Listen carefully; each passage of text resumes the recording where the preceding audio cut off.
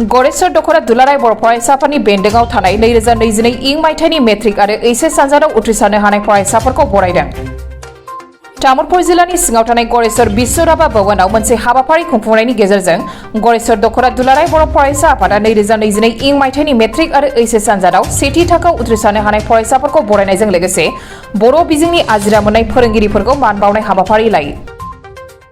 मख'नाय जायोदि बे हाबाफारियाव गाहाय आलासि महरै बाहागो लायो BKWSनि लेङाइ गाहाय मावफुं सोद्रोमा रमिय पि नार्जारी आरो बाक्सा जिल्ला दुलाराय बर' फरायसा आफादनि गाहाय नेहाथारि नन्देस्वर दैमारी आरो गरेस्वर फरायसालिमानि गोरायुं उमेश बर' आरो ओनसोलनि मेलेमजिबि बिथांमोनहाबो बाहागो लायो। जोबोद मोजां हाबाफारि आरो गरेस्वर दखरा दुलाराय बर' फरायसा आफादा बाक्सा जिल्लानि सिङाव जिहेतु जायो आरो बोसोरफ्रोमबो बिथांमोना मेट्रिक आरो हायार सेकेन्डारि आनजादाव पास जानाय फरायसाफोरखौ मान बावो। देग्लायबो मान बावदों आरो जों हायार सेकेन्डारि होनोबा आर्ट्स साइन्स कमार्स मेट्रिकनि जि बिथांमोना टप 10 बेखौ बेयाव बरायो। रिजाल्टआ बाक्सा हिसाबैथ' जों बयबो मिथिखागौ बाक्सा माने बिटिआरनि गेजेरावनो बिथांमोना फार्स्ट पजिशन मोनो आरो आसामावबो पजिशन दङ। दा जों बेखौनो बुंगोन जे जिखिनि फरायसाफ्रा सिगांनिख्रुइ रिजाल्टफ्रा सानफा एफा मोजांनिफ्राय मोजां जाबोगासिनो दङ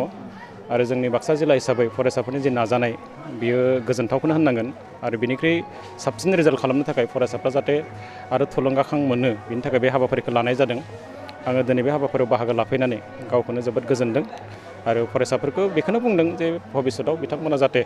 गावनि केरियारखौ दानायजों लोगोसे जातिनि प्रति जि कमिटमेन्ट आरो जाहाथे बयबो गावनि ससियेल भेलुस डेम'क्रेटिक भेलुस हिउमेनिटि भेलुसखौ लानानै जाहाथे बिथांमोना गावनि मासिखौ आवग्रिनो हायो बेखौनो जों फकास खालामदों। आरो दा जों नायदों बेयाव सिभिल सार्भेन्ट जानोबो जोंनि थाखाय जुजिनांगोन। दा जोंहा सिभिल सार्भेन्ट जोबोद खम बे इउपिएससि कन्डाक्ट खालामनाय बे आइपिएससि कन्डाक्ट खालामनाय बे आनजादफ्राव जोंनि मासिफ्रा जोबोद खम। दा बेनि थाखायनो जोंनि फरायसाफोरा फकास खालामनांगोन बेयाव बेसेबां लाख फरायसाया बेयाव एपियार जायो केन्डिडेटआ एपियार जायो बेखौ बारा लुक आफ्टार खालामनो नाङा। जों बेखौसो फकास खालामनांगोन जे आङो बेयाव आंनि मासिखौ इनसियर खालामगोन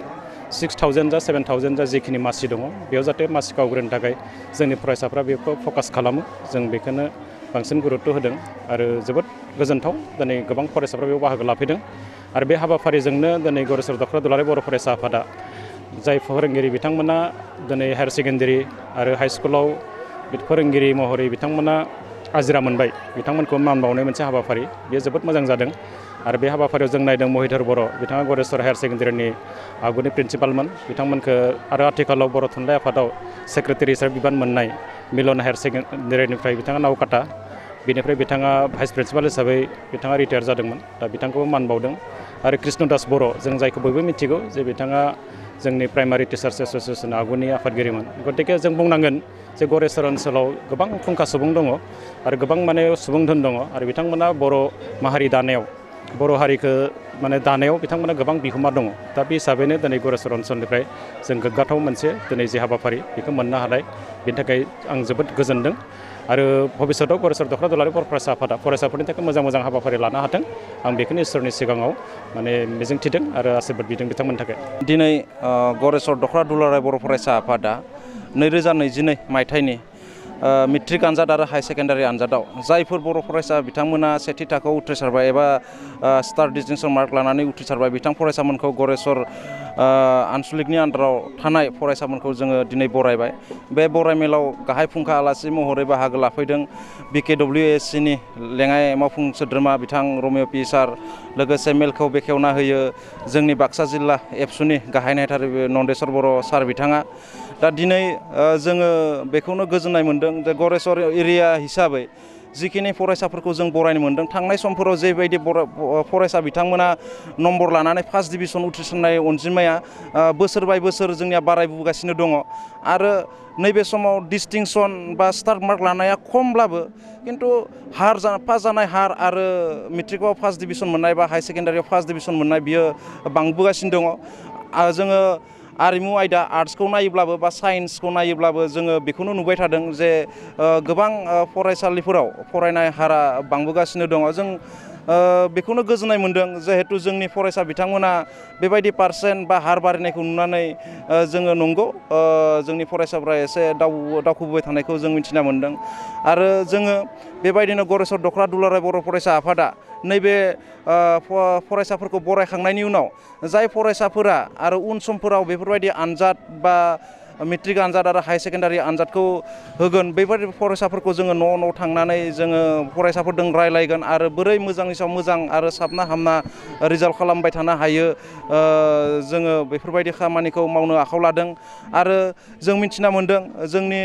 आसामावनो बर' फरायसा हिसाबै टप 10आव जोंहा दासिमबो जायगा आवग्रिनो हायाखै जों आसा खालामो थांनाय समफोराव जोंहा बिबुंसार बर'आ खालामनो हादोंमोन दा गरेस्वर हिसाबै गरेस्वर ओनसोलाव जोंहा टप 10आव जायगा आवग्रिनो हायाखै बा डिस्टिंसन मोननायाबो जोंहा जोबोर खम बैफोर जाहाथे जोंनियाव बारानिसाय बारा जाबोयो बा टप 10आव हाबनो हायो बैफोरनि थाखायबो जोङो फरायसाफोरजों सावरायलायगोन आरो जोङो दायो फरायसालि थांनानै गोबां फरायसालि गैयि जेनेबा मेथ्स गैया टिचार गैया बा इंराजि टिचार गैया बैफोर फरायसालिफोराव थांनानै जों बोरै हायो जोंनिफ्राय जोंनि लोगोफोर बा जों माबोरै फोरोंहैनो हायो बेफोरखौबो जोङो खालामबाय थादों आरो दायो थाखो 10 बा 9नि फरायसाफोरखौ जों गरम बन्दनि कचिं फ्रि कचिं क्लास जोङो होगासिनो दङ बेफोरबायदिनो जोङो माखासे खामानिफोरखौ मावबोगासिनो दिनै जोङो जोंनि गरेस्वर हालामनि माखासे जोंजों समाजजों नांथाबना थानाय बर' थुनलाइजों नांथाबना थानाय बर' आरिमुजों नांथाबना थानाय गोबाव समनिफ्राय फोरोंगिरि मावबोबाय थानाय बिथां सारमोना दिनै आजिरा मोनबाय बिथां सारमोनखौ जोङो दिनै बरायदों बिथांमोननि आजिरा मोननाया जोंनि समाजाव बा गोबां फरायसाफोरखौ गोरों गोरा खालामबाय बिथांमोनखौ जोङो फरायनो मोननानै जोबोर गोजोननाय मोन्दों आरो उन समफोरावबो जोङो बेफोरबायदि फोरोंगिरि बिथांमोनखौ अरायसम सिबिगोन आरो मान बावलांबाय थागोन दिनै गरेस्वर दख'रा दुलाराय बर' फरायसा आफाद हिसाबै जोङो नैबे हाबाफारिखौ लानानै जोबोर गोजोननाय मोन्दों थारैनो गोजोननाय मोन्दों गरेस्वर दख'रा दुलाराय बर' फरायसा आफादनि बानजायनायाव जा 2022 इं मायथाइनि मेट्रिक आरो हायार सेकेन्डारि आनजादाव सेथि थाखोआव उथ्रिसारनाय फरायसाफोरखौ बरायनाय हाबाफारि दा बेवहाय आं बाहागो लाफैनो हादों आरो थारैनो गोजोननाय मोन्दों दा बे हाबाफारियाव बाहागो लाफैनो मोननानै बे हाबाफारियाव बाहागो लाफैनायनि गेजेरजों आं बेखौनो खावलायनो नागिरदों जोंनि जाय फरायसाफोरखौ जोङो दिनै बरायबाय दा बेनि उनाव जाहाथे बिनिख्रुइ साबसिन आनजादफोराव उथ्रिसारनो हायो मानो होनोबा दिनै जोङो बाक्सा जिल्लायाव नायदो बाक्सा जिल्लायाव बे बोसोरनि रिजाल्टआव सिगांफोरनिख्रुइ एसे मोजांसिन जादों होननानै जोङो बुंनो नांगोन रिजाल्टआ बेबायदि जोङो लुगैथारनाय बायदि जायाखैब्लाबो सिगांनि रुजुनायाव एसे मोजांसिन जादों स्टेन्ड खालामनो हायाखै अब्लाबो लास्ट काट अफखौ जोङो नायदो मेट्रिकनि सेबाजों फोसावजानाय मेट्रिकनि काट अफखौ नायदो 98%आ लास्ट दा बेवहाय बर' बिजोंजों फरायनानै कुमारिकाटा इउ एन एकाडेमिनिफ्राय दिपक बर' फंबाया 97% मोनदो एथिनि थाखाय जोङो थालांबाय अब्लाबो जोङो गोजोननाय मोन्दों बाक्सा जिल्ला हिसाबै हायार सेकेन्डारि हिसाबै दिनै साइन्सआव जोङो टप पजिसनाव दङ आर्ट्सआव बेबायदिनो 8 ना 9 पजिसनाव दङ दा बे हिसाबै जोङो जथेस्थ' गोजोननाय मोन्दों दा बेनिख्रुइ जाहाथे नेक्स्ट बोसोराव मोजांसिन रिजाल्ट खालामनो हायो बेनि थाखाय जोङो दानि जा क्लास 10नि फरायसाफोर 10 थाखोआव जायफोर फरायो बे फरायसाफोरखौ जोङो खावलायदो जाहाथे बे बोसोराव जोङो स्टेन्डआव खालामनो हाथारो 2 3 बा 4 बा बेनिख्रुइ बांसिन जोङो मोननो हागोन दा बेखौ जोङो आसा खालामदो आरो हांख्रायदो आरो बेनि थाखायनो जोङो फैबाय थानाय समाव जोङो माखासे खामानिखौ जों मावनो थाखाय जोङो थियारि फोरोंगिरि सारमोनजों जोङो रायलायनो थाखाय थियारि आरो फरायसाफोरजों जोङो सावरायनो थाखाय थियारि सानैसो फरायसाफोरा दिनै जोंनि सिगाङाव बुंदो सावरायनायाव दा बिथांमोना स्टेन्ड खालामथारगोन दा बे हिसाबै जोङो बिथांमोनखौ लोगोबो हमबाय थादो आरो आसा खालामदो निस्सय बे बोसोराव बे फरायसाफोरा स्टेन्ड खालामगोन